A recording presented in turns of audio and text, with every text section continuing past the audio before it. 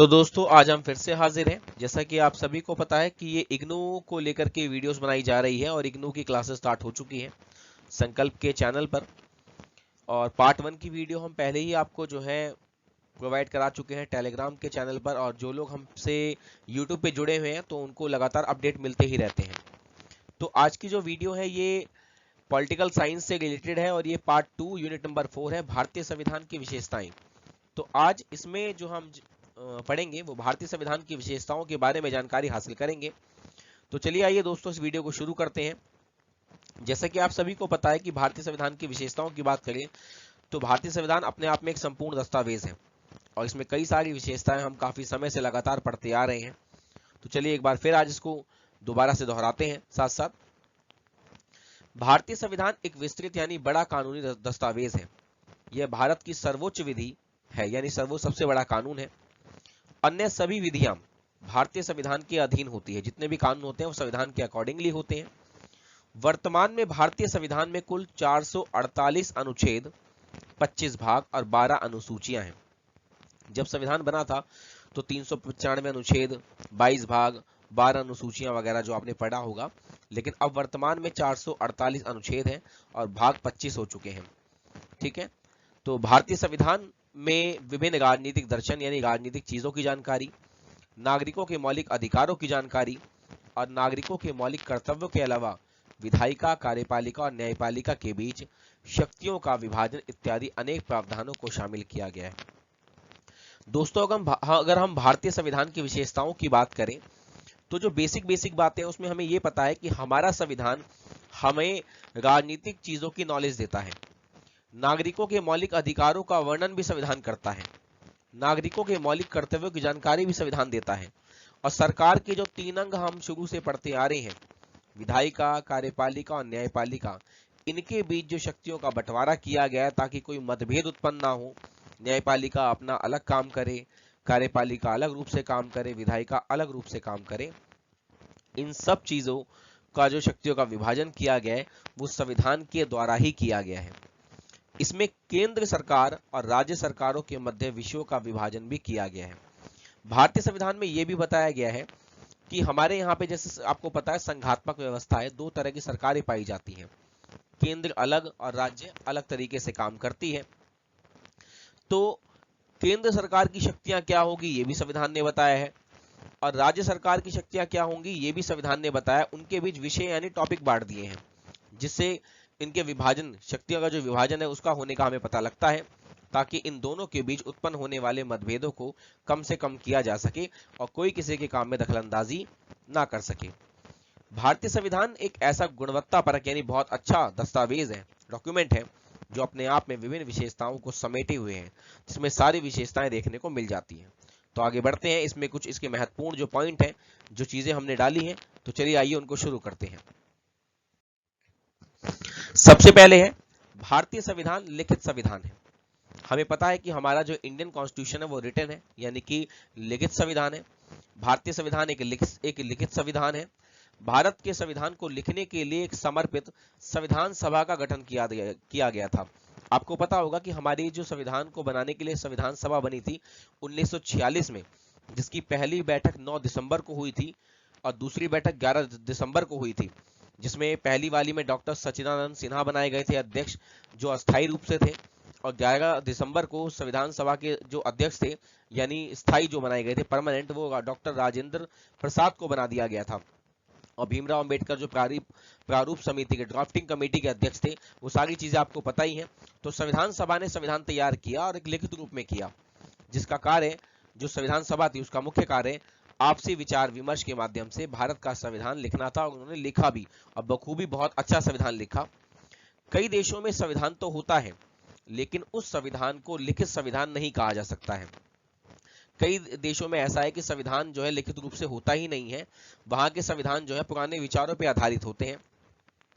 उदाहरण के लिए ब्रिटेन में संविधान तो है लेकिन वह लिखित संविधान नहीं है वहां पर। इसका अर्थ यह है कि ब्रिटिश अंग्रेजों का जो संविधान है उसको लिखने के लिए विधिवत कानूनी तरीके से किसी संविधान सभा का गठन नहीं हुआ था। यानी जब अंग्रेजों ने अपना संविधान बनाया था तो वहां पर दोस्तों कोई संविधान सभा बनी ही नहीं, बल्कि विभिन्न परंपराओं, न्यायिक निर्णयों और संसद द्वारा पारित पास किए गए कानूनों के माध्यम से वहां का संविधान निर्मित हुआ है। यानी प्राचीन परंपराओं से, प्राचीन बातों पर और संसद के द्वारा पास किए गए कानूनों से वहां का संविधान बना हुआ है। तो वहां पे जो संविधान बनाया है वो कोई संविधान सभा के द्वारा नहीं बनाया गया, बल्कि प्राचीन परंपराओं के आधार पर चीजें वहां पर चल रही है।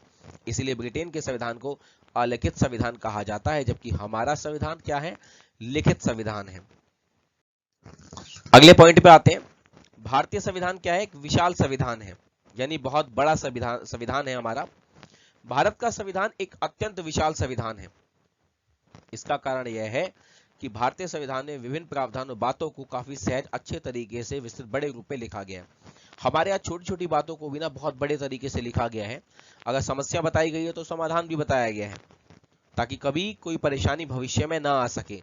संविधान को बड़ा बनाने का रीजन ही यही था कि आने वाले समय में कभी भी इससे रिलेटेड कोई समस्या ना आ सके, ताकि संविधान का पालन करने के दौरान शासन प्रशासन को अधिक कठिनाइयों का सामना ना करना पड़े। यही कारण है कि भारतीय संविधान में वर्तमान में कुल 448 अनुच्छेद हैं, 25 भाग हैं और 12 अनुसूचियां विद्यमान हैं, चल रही हैं। इसलिए कुछ विद्वानों ने इसे दुनिया का सबसे विस्तृत यानी बड़ा संविधान भी कहा है। ठीक है, आगे आते हैं। भारतीय संविधान लचीलेपन और कठोरता का मिश्रण है। ये बात हम बहुत समय से पढ़ते आ रहे हैं और 11वीं क्लास से ही काफी लोगों को पता है। हमारे संविधान का जो आर्टिकल 368 है, यानी अनुच्छेद 368, तो उसमें संविधान के जो है वो संविधान में संशोधन करने के, चेंज करने के 3 तरीके बताए हैं। जो मैं आपको बता दूं कि पहला जो तरीका है, ठीक है ना, उसमें बताया गया है साधारण विधि के बारे में, सिंपल मेजॉरिटी। जो दूसरा तरीका बताया गया है वो बताया गया है विशेष बहुमत, जिसे 2/3 यानी स्पेशल मेजॉरिटी भी बोलते हैं। और तीसरे पे आए तो तीसरा होता है विशेष बहुमत के साथ आधे राज्यों का समर्थन विधि। पहली विधि क्योंकि बहुत आसान है, उसमें आसानी से कानूनों को बनाया जा सकता है साधारण विधि से, तो उससे पता लगता है हमारा संविधान बहुत लचीला है, क्योंकि आसानी से संविधान में चेंजेस हो जाते हैं। जो तीसरी विधि है दोस्तों, वो विधि हमारी बहुत ज्यादा कठोर है, तो उसमें आसानी से तो नहीं, खैर काफी मुश्किल से संविधान में चेंजेस होते हैं, क्योंकि उसमें शर्तें काफी हैं। तो उससे पता लगता है हमारा संविधान कठोर भी है। तो हमारे संविधान में लचीलेपन और कठोरता का मिश्रण भी देखने को मिलता है। तो इसको रीड करते हैं, आइए, इसमें काफी सारी चीजें आपको देखने को मिल जाएंगी। भारतीय संविधान के लचीले होने का अर्थ यह है कि भारतीय संविधान के कुछ प्रावधान, कुछ बातें ऐसी हैं जिन्हें भारतीय संसद साधारण बहुमत के माध्यम से संशोधित कर सकती है, यानी आसानी से चेंज कर सकती है। साधारण बहुमत मिल जाएगा तो चीजें चेंज हो जाएंगी बहुत आसानी से। उदाहरण के लिए राज्यों के नाम बदलने हों, जैसे कि हमारे यहाँ पे अगर आप आओ, यूपी से लगा हुआ है, आपने देखा होगा क्या यूपी में कई सारे नाम बदल दिए हैं, ठीक है ना। इलाहाबाद का प्रयागराज कर दिया गया है, और अभी जो गुड़गांव था उसका गुरुग्राम कर दिया गया। तो राज्यों के नाम बदलने हो या उनकी सीमाओं में चेंज करना हो, ठीक है ना, तो उसमें संशोधन जो है भारतीय संसद साधारण बहुमत, सिंपल मेजॉरिटी के माध्यम से कर सकती है। ये बहुत आसान तरीका है, जिससे पता लगता है हमारा संविधान लचीला है।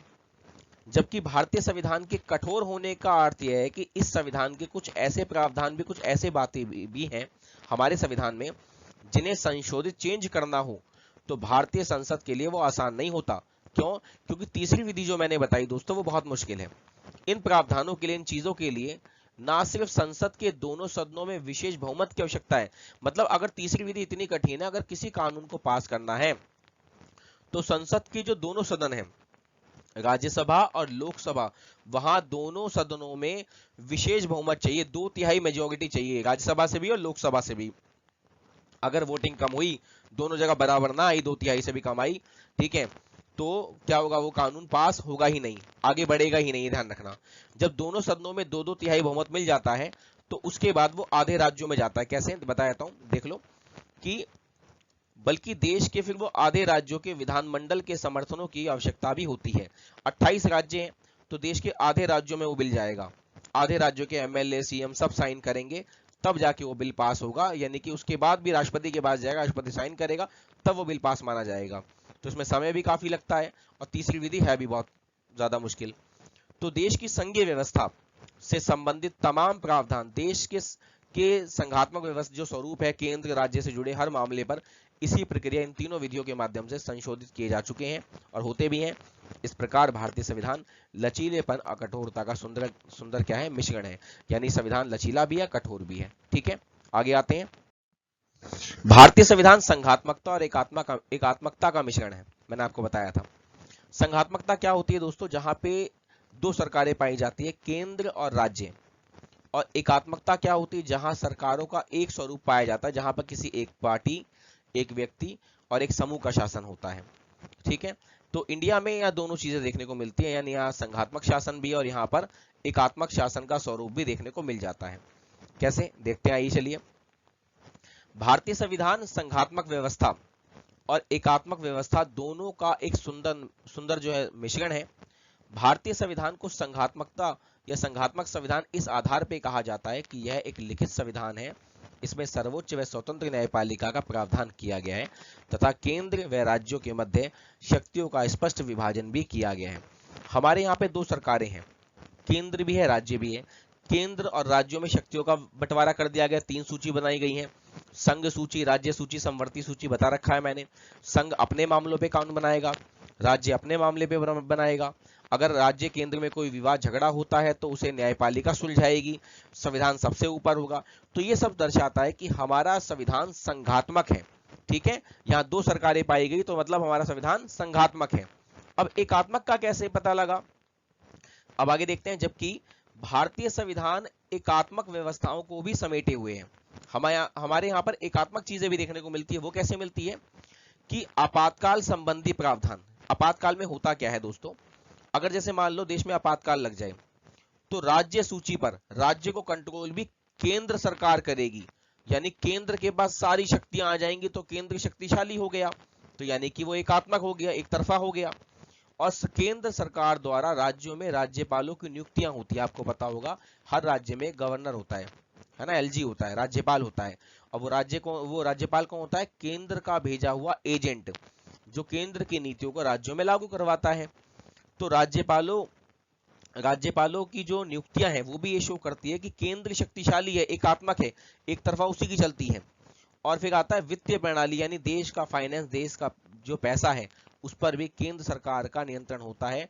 तो इन सब से हमें केंद्र में यानी एकात्मकता का जो प्रभाव है वो पूरा दिखाई पड़ता है। ठीक है, तो लेकिन फिर भी अगर देखा जाए तो हमारा जो संविधान है वो संघात्मक और एकात्मक दोनों का क्या है, मिश्रण है। आगे आते हैं। लोकतांत्रिक गणराज्य। आपको पता होगा कि जो भारतीय संविधान है, भारतीय संविधान की अगर बात की जाए तो आपको पता होगा हमारे संविधान में कुछ संशोधन हुए थे। एक बहुत फेमस संशोधन चेंज हुआ था, 42वां संविधान संशोधन। ठीक है, 42 अमेंडमेंट जो हुआ था वो 1976 में हुआ था, जिसमें लोकतांत्रिक वर्ड को ऐड किया गया था, समाजवादी, गणराज्य, ठीक है ना, ये कई सारे वर्ड थे जिनको ऐड किया गया था, पंथ निरपेक्ष भी उसमें से एक था। तो इन वर्डों को ऐड किया गया ताकि हमारे संविधान का स्वरूप लोगों को और अच्छे से पता लग सके। तो देखो आइए आइए इसमें देखते हैं क्या है। भारत के संविधान की प्रस्तावना में भारत को एक लोकतांत्रिक गणराज्य बनाने का लक्ष्य घोषित किया है कि भारत में एक लोकतंत्र होगा। ठीक है, और गणराज्य का मतलब होता है हेड ऑफ द स्टेट, ठीक है ना, राज्य का मुखिया। इसका अर्थ यह है कि भारत एक गणराज्य होगा और उसके राज्य अध्यक्ष का चुनाव लोकतांत्रिक तरीके से किया जाएगा। हमारे जो अध्यक्ष होंगे देश के, जो हेड होगा, जो कि राष्ट्रपति होता है, तो उसका जो चुनाव होगा वो लोकतांत्रिक तरीके से होगा, बिना किसी विवाद के। गणराज्य होने का अर्थ यह है कि भारत का कोई सामान्य व्यक्ति भी अपनी योग्यता के दम पर देश के सर्वोच्च पद राष्ट्रपति तक पहुंच सकता है, बशर्ते यह है कि वो जो भी योग्यताएं मांगी जाए उसको पूरी करता हो। ये नहीं कि मुंह उठा के चला जाए और जाके जो मर्जी कुर्सी पर बैठ जाए कि भैया हम ही बनेंगे, ऐसा नहीं हो सकता। ठीक है ना, कल को नहीं तो कोई भी चला जाएगा, आप में से, हम में से कोई भी जाके बैठ जाएगा कि हम ही ये देश के राष्ट्रपति, मैं हूँ राजा और मैं हूँ मंत्री। तो वो वाला हिसाब नहीं है, ठीक है ना, वरना कानून का अपना एक डंडा होता है, नहीं तो बहुत पिटाई होती है, ध्यान रखना। ठीक है, तो आते हैं आगे। यानी राष्ट्रपति बनने के लिए देश के किसी भी नागरिक को नहीं रोका जा सकता। ठीक है, लेकिन योग्यता जरूरी है। कई बोलो कि सर अभी तो डंडा आपने बताया कोई भी जाके नहीं जा सकता, तो यहाँ पे है कि रोकेगा भी नहीं, रोकेगा उसको रोकेगा जो गलत तरीके से बनना चाहेगा। हालांकि संसद इसके लिए कुछ सामान्य शर्तें निर्धारित तय करती है, अगर वो शर्तें आप पूरी करते हो तो आप देश के राष्ट्रपति पद पर पहुंच सकते हो। आगे बढ़ते हैं। एकल नागरिकता। अब एकल नागरिकता क्या है, इसको भी जगह देख लेते हैं। जैसा कि आपको पता होगा, जिन देशों में संघात्मक शासन होता है, ठीक है, वहां दो प्रकार की नागरिकता लोगों को या नागरिकों को मिलती है। एक तो आप जिस राज्य के नागरिक हो, आपके पास वहां का पहचान होती है। दूसरा, आप जिस देश के नागरिक हो, आपको वहां की भी पहचान होती है, मतलब राज्य और देश की दोनों की पहचान आपको मिलती है। लेकिन भारत में ऐसा नहीं है, यहाँ पर केवल एक ही नागरिकता मिलती है, सिटीजन ऑफ इंडिया आपके नाम के आगे लगता है। तो यहाँ पर एकल नागरिकता को बढ़ावा दिया जाता है। हमारे संविधान की विशेषता क्या है कि यहाँ पर एकल नागरिकता को ही अपनाया गया है। कैसे? भारतीय संविधान भारत के नागरिकों के लिए एकल नागरिकता निर्धारित तय करता है। इसका अर्थ यह है कि भारत का नागरिक सिर्फ भारत का ही नागरिक होता है, वह किसी भी अन्य देश का नागरिक नहीं हो सकता है। आप एक टाइम पे केवल एक ही समय के नागरिक बनोगे, ठीक है।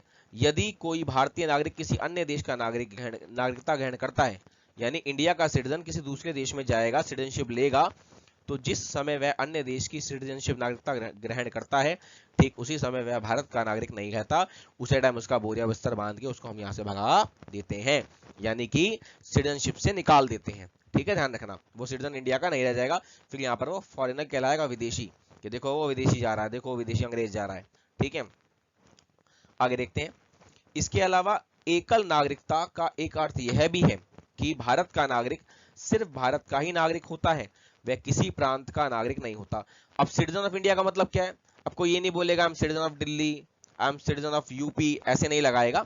यानी अब यहाँ पर रहने वाले, हमारे देश में एक विशेषता है अनेकता में एकता, ठीक है ना, विविधता में एकता कहा जाता है कि भारत की पहचान एकता में है।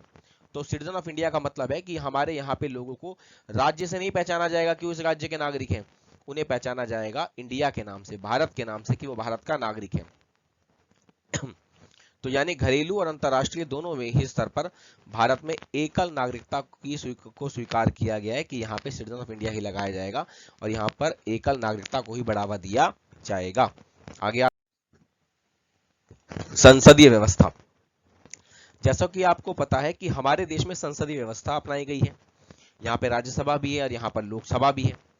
और संसद में जो भी सरकार चुनकर आती है वो संसद के प्रति उत्तरदायी है, यानी सरकार चुनकर आएगी तो जवाब किसको देगी? संसद में, क्योंकि संसद में प्रश्न भी पूछे जाएंगे, सरकार ने क्या कारनामे करे, क्या घोटाले करे, ये सारी बातें वो कहाँ बताएगी? संसद में बताएंगे। कौन बताएंगे? मंत्री बताएंगे, ये पता होगा आपको। और दूसरा, जब भी कोई सरकार बनकर आती है लोकसभा में, क्योंकि हम वोट डालते हैं लोकसभा इलेक्शन में पीएम के लिए, प्रधानमंत्री के चुनाव में, जिन्हें एमपी के इलेक्शन बोलते हैं, तो उसमें क्या होता है कि जिस सरकार को बहुमत मिलता जाएगा, जो सरकार लोकसभा के चुनाव में जीतती जाएगी, वो सरकार बनाती जाएगी। लेकिन जिस दिन सरकार को बहुमत कम मिला, मेजोरिटी नहीं आ पाई, तो उस दिन सरकार उसी क्षण में गिर जाएगी, ये ध्यान रखना। ठीक है ना, आगे देखते हैं, अपने आप पढ़ते जाओ, समझ में आता जाएगा। गुंजाइश कहीं भी नहीं है, ऐसा कुछ भी नहीं है कि आपको समझ में नहीं आएगा, समझ सब कुछ आएगा, ध्यान रखना बच्चों। ठीक है, इसी तरीके से चीजों को पढ़ना है। देखो, अच्छा पढ़ोगे तो अच्छा लिख पाओगे, ये बहुत जरूरी है। अच्छा पढ़ने के लिए बहुत जरूरी है कि अच्छी चीजों को समझे। और पॉलिटिकल कोई रटने वाली चीज नहीं है, पॉलिटिकल सिर्फ समझने वाली चीजें हैं। अगर समझ जाओगे ना तो ध्यान रखना, कभी मात नहीं खाओगे इसमें, कभी इसमें आप पीछे रहोगे ही नहीं। बहुत आसान है पॉलिटिकल, बस समझना बहुत बहुत है। आपको थोड़ा सा अच्छे से समझ लो, एक बार थोड़ी सी मेहनत कर लो, उसके बाद तो रास्ते अपने आप खुलते चले जाएंगे। देख लो, भारतीय संविधान में शासन की संसदीय प्रणाली को स्वीकार किया गया। हमारे देश में संसद होगी, बताया गया है। इसका अर्थ है कि भारत में मंत्री परिषद, विधानमंडल, विधायिका, संसद, ठीक है, संसद के प्रति उत्तरदायी है। यानी मंत्री परिषद जो आएगी वो विधानमंडल यानी संसद के प्रति उत्तरदायी है। मंत्री परिषद जो भी काम करेगी संसद के प्रति जिम्मेदार है, वो जवाब देगी वहां पर। इसके अलावा सरकार तब तक ही अपना अस्तित्व बनाए रखती है, सरकार तब तक रहेगी जब तक वह लोकसभा में अपना बहुमत रखती है, जब तक उसे वोट मिलता रहेगा वो जीतती रहेगी, भैया वो लोकसभा में बैठती रहेगी। जिस क्षण भी सरकार लोकसभा में बहुमत खो बैठी, उसे वोट नहीं मिले, जिस भी इलेक्शन में लोकसभा में सरकार को बहुमत नहीं मिला, ठीक है, उसी क्षण सरकार अपना अस्तित्व खो देती है, वो तुरंत गिर जाती है। यानी सरकार का अपना अस्तित्व बनाए रखने के सरकार को अपना अस्तित्व बनाए रखने के लिए लोकसभा में साधारण बहुमत, सिंपल मेजॉरिटी जो चाहिए, वो उसकी आवश्यकता होती ही है। और किसी असमंजस, अगर कोई परेशानी आ जाए उस स्थिति में मान लो कोई भ्रष्टाचार का आरोप लग जाए, करप्शन आ जाए, कोई घोटाला सरकार ने कर दिया है, किसी मंत्री ने कर दिया है, तो उस स्थिति में होता क्या है, जो विपक्षी दल होते हैं इनका बहुत महत्वपूर्ण रोल होता है भाई, सरकार को गिराने में, ठीक है, लोकतंत्र को मजबूत करने में, लोगों को जागरूक करने में, सरकार के निर्माण में, ठीक है ना, ये बहुत महत्वपूर्ण भूमिका निभाता है। विपक्ष का होना बहुत जरूरी है। विपक्ष नहीं होगा तो कभी भी सरकार की कमियां लोगों के सामने नहीं आएंगी। और अगर सरकार अच्छा काम करती है तो विपक्ष का भी कर्तव्य है कि उनके काम की, पक्ष वाली सरकार के काम की सराहना करे, उसको सपोर्ट करे। तो विपक्ष के द्वारा सरकार के विरुद्ध अविश्वास प्रस्ताव लाया जाता है। ये कब लाया जाता है, जब कोई घोटाला पकड़ा जाता है कि घोटाला हुआ है तो उसमें उस स्थिति में विपक्ष जो है एक अविश्वास प्रस्ताव लेकर आती है। यदि अविश्वास प्रस्ताव संसद के सदनों में पास हो जाता है तो सरकार को अनिवार्य रूप से इस्तीफा देना होता है, और अगर नहीं पास होता तो सरकार इस्तीफा नहीं देती है। ये अटल बिहारी वाजपेयी जी की सरकार के समय हुआ था। तो अविश्वास प्रस्ताव उस समय संसद में पास हो गया था और उन्हें तुरंत ही अपने पद से इस्तीफा देना पड़ गया था। सरकार उसी समय गिर गई थी। ठीक है, आगे बढ़ते हैं। और सबसे जो कम कार्यकाल रहा है किसी सरकार का, तो उन्हीं की सरकार का रहा है। ठीक है, बहुत कम दिनों की सरकार थी उनकी। आगे आता है, भारतीय संविधान संपूर्ण प्रभुत्व संपन्न राज्य है, यानी कि हमारा देश आंतरिक रूप से और बाहरी रूप से, दोनों ओर से, चाहे आंतरिक बात करें चाहे बाहरी करें, ठीक है, दोनों ओर से किसी का गुलाम नहीं है। हम किसी के दबाव में काम नहीं करते कि कल को कोई आ रहा है हमें आंख दिखा रहा है कि हाँ भाई मेरा काम कर, हाँ भाई मेरी बात मान। तो हम कभी भी, चाहे पाकिस्तान हो चाहे चीन हो, किसी की भी बात हम नहीं मानते, क्योंकि भैया हम हैं अपनी मर्जी के मालिक। ठीक है ना। तो अब हम पे हुकूमत जब चलानी थी, जो चलनी थी वो चल चुकी। अब भारत बहुत तेज गति से विकास कर रहा है, एक दुनिया में एक महाशक्ति के रूप में आगे आ रहा है, तो हमें किसी की सुनने की जरूरत अब नहीं है।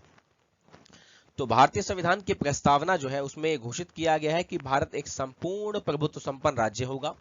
इसका अर्थ है कि भारत की सरकार किसी भी अंतर्राष्ट्रीय दबाव के अंतर्गत काम नहीं करेगी। हम पे किसी का प्रेशर नहीं है कि कोई आए और जब मर्जी हमसे आके अंगूठा लगवा ले। ठीक है ना, क्यों पता ही है मोदी जी के बारे में कुटाई बहुत करते हैं आजकल। तो भारत की सरकार भारत के हित भलाई से संबंधित निर्णय लेने के लिए पूर्ण रूप से स्वतंत्र होगी। हमारी सरकार पूर्ण रूप से स्वतंत्र है, हमारे देश के फायदे के लिए जो भी फैसला ले वो सरकार ले सकती है, कोई दबाव में नहीं लेगी। कोई भी अंतर्राष्ट्रीय संस्था, कोई भी संस्था हो, बड़े से बड़ा संगठन हो या अन्य देश की सरकार भारत पर किसी भी प्रकार का दबाव नहीं बना सकते। तो उससे पता लगता है कि हमारा देश संपूर्ण प्रभुत्व संपन्न शक्तिशाली गणराज्य है। आंतरिक हो चाहे बाहरी हो, कोई हम पे दबाव नहीं बना सकता। ठीक है, आगे बढ़ते हैं। अब आते हैं निष्कर्ष पे। तो बहुत जल्दी ही टॉपिक खत्म हो गया। तो इसके अलावा अगर देखा जाए तो भारतीय संविधान जो है समाजवादी राज्य भी है, जो कि 42वें संविधान संशोधन में जोड़ा गया शब्द था। यहाँ पे अमीर गरीब सबको साथ लेकर चलता है हमारा देश, हमारा संविधान। भारत में स्वतंत्र न्यायपालिका है, मैंने आपको बता दिया है। भारत में संविधान की सर्वोच्चता स्थापित की गई है कि संविधान सबसे ऊपर है। भारत में संसदीय संप्रभुता है, शक्तिशाली संसद है, और पंथ निरपेक्ष राज्य का प्रावधान किया गया है। पंथ निरपेक्षता यानी धर्म निरपेक्षता। ठीक है, इसमें सभी धर्मों को एक साथ लेकर चलना होता है। हमारा देश किसी एक धर्म का विरोध नहीं करता, किसी एक धर्म का समर्थन नहीं करता, बल्कि सबको साथ लेकर चलता है। सबका साथ सबका विकास, आपको पता ही है, बाकी आगे समझाने की जरूरत नहीं है। इसके अलावा भारतीय संविधान जो है वो मौलिक कर्तव्य इसमें शामिल किए गए हैं, जो कि 11 हैं। नीति निर्देशक तत्व, ठीक है, जिनसे राज्य अपना विकास करता है उन्हें बोलते हैं नीति निर्देशक तत्व, ये वो नीतियां हैं। और कल्याणकारी राज्य की स्थापना करने के लिए भी जो है हमारा संविधान संकल्पित है। देखो संकल्प यहाँ भी आ गया, और आप जो ये आज नोट्स पढ़ रहे हो ये भी आप संकल्प के चैनल पर पढ़ रहे हो। तो भैया इसी के लिए ध्यान रखिएगा, अच्छे से पढ़ना है और थोड़ा संकल्प लीजिए कि अच्छे से पढ़ाई करनी है। तो ये समस्त भारतीय संविधान की ऐसी अनोखी विशेषताएं हैं जो भारतीय संविधान को विश्व के अन्य संविधानों की अपेक्षा एक विशेष स्वरूप प्रदान करती है कि हमारा संविधान अपने आप में औरों से काफी विशेष है, अनोखा है, बहुत बढ़िया है। ठीक है, तो ये वीडियो रही, अगर आपको उम्मीद करता हूँ अच्छे से समझ भी आई होगी। अगर वीडियो आपको अच्छी लगी है तो एक स्लाइड आगे देख लीजिए। यहाँ पे एक ये अंगूठा है, तो भैया अंगूठे वाले निशान को बिल्कुल जोर से दबाना है और सब्सक्राइब भी करना है। ठीक है, और शेयर भी करना है। ठीक है, जितना हो सके आगे भी बढ़ाना है। तो वीडियो आगे बढ़ेगी तो हाथ से हाथ जो है जुड़ते चले जाएंगे। साथ और लोगों का भी मिलेगा, और लोगों का मिलेगा तो उम्मीद जगेगी कि हाँ, मैं और वीडियो बनानी है, आपके भले के बारे में और अच्छे से सोचना है। ठीक है, एक मूवी में सलमान खान ने कहा भी था कि आप 3 की मदद कर दो, वो आगे और 3 की मदद कर देंगे। तो ऐसे धीरे धीरे मदद करते हुए हाथ बढ़ेंगे तो अच्छा लगेगा। ठीक है, और वीडियो को देखो आगे बढ़ाओगे तो हमें भी अच्छा लगेगा, कोशिश कीजिएगा।